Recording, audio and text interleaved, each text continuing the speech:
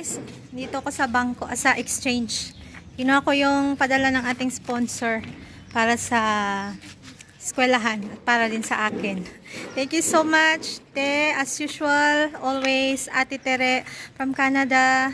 You know na, Te. Thank you so much. So, bukas, mamimili tayo ng school supplies para sa mga napili nating estudyante. Dun sa eskwelahan pa rin, guys, ng mga bata sa Ganganagar School. So, ayan. Mabalik na ako ng Kasara. Hinatid ko lang yung mga bata. Naghihintay na si Bikas. Bye. Ang tagal ko nakuha. May problema sa, sa system nila. Pero nakuha rin. So, ayun.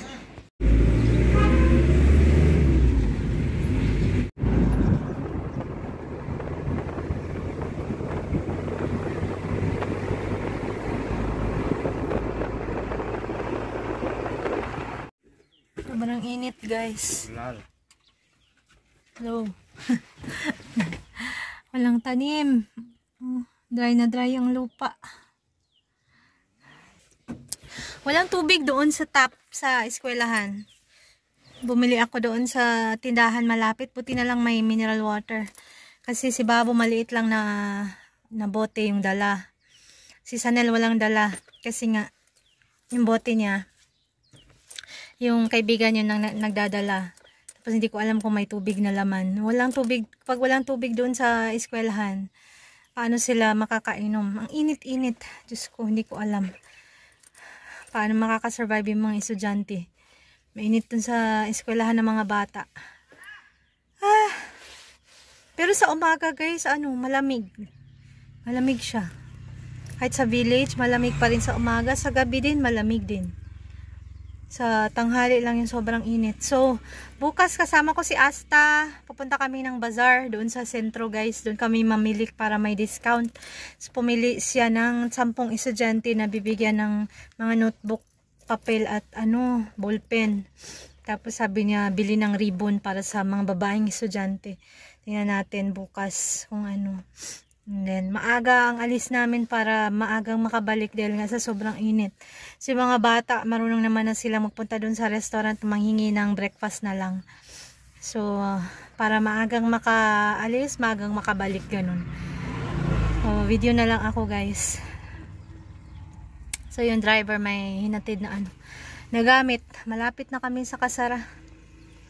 Tagal din yung naghintay doon sa exchange. Hindi nagwo-work yung system. Yung ID number ko yata. Buti na lang din sa huli. Ilang beses niyang in-enter yung MTCN tsaka yung ID number ko. Wala. Ilang beses yun. Siguro mga 10, more than 10 times.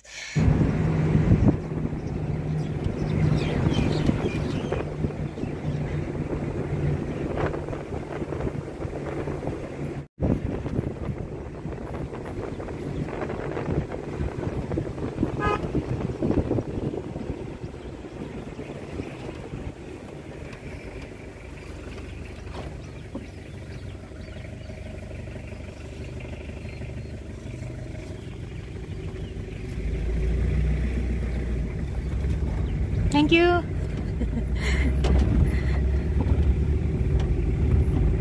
Sa inyo yung guys. Pakita ko sa inyo yung mangga.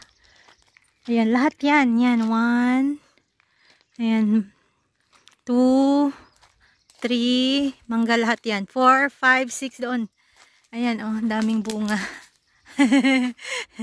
Kaso hindi siya masarap. Siya, maasim.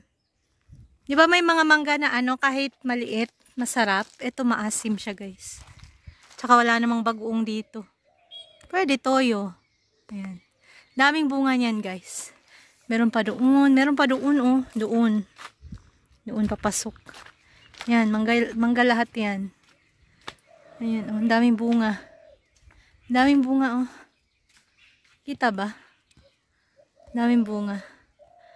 Sarap lang, Meron pa doon papasok. Doon, yun, mangga lahat yan. Yan. Sana lumaki, mahinog. Dami nilang tanim. Buhay na buhay. Tsaka, pakita ko sa inyo yung ang daming guys, upo doon sa garden. Nagtanim nila chef. Tanim ng mga cook. Yan, mangga lahat yan guys. May mga mangga ng ano, bunga. Mga ano, pa isa-isa. Ayan, mangga oh, mangga. Ayan, lahat may bunga na. Ayun, mangga. Mangga lahat yan. Saan ba? Uy, nakita nyo ba? Ayan oh. Bunga. Daming mangga no. Sana may bagoong.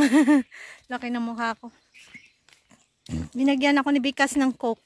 Nasisira ang diet ko. Hindi na nga ako nagso-soft drinks eh. Ayan o, mga mangga. Liit pa. Saan ba? Hindi makita ang bunga. Yan, bunga.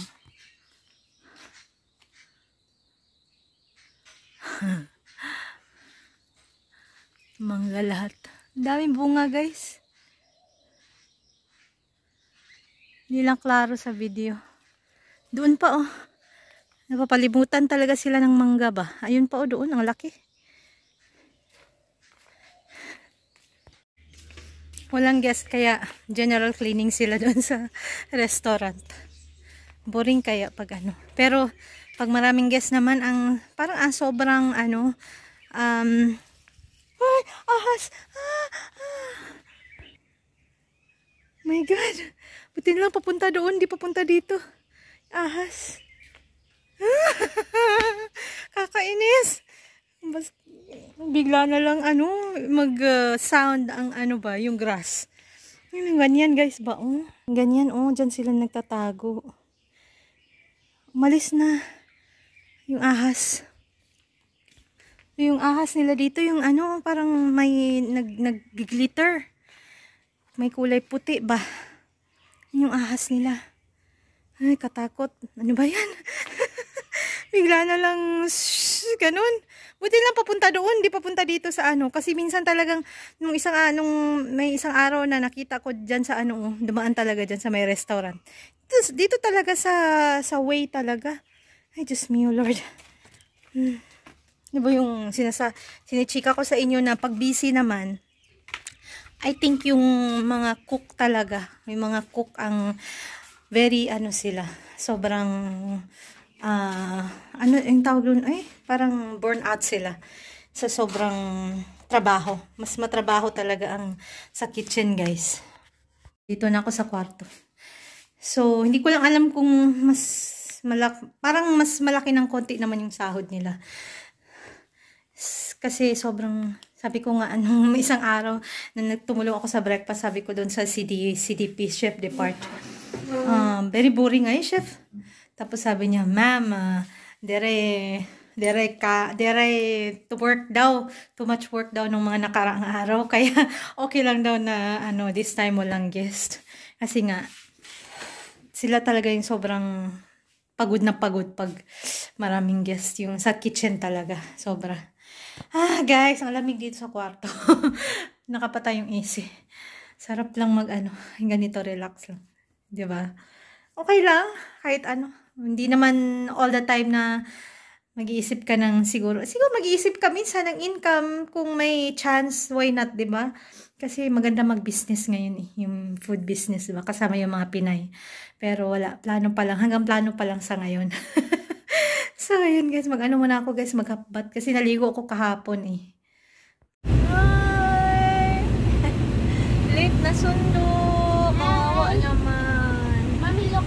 Sobrang late silang nasundo guys. What's that? Mine. Clips. Clip? Lubabo! He's so hungry. I'm also so hungry.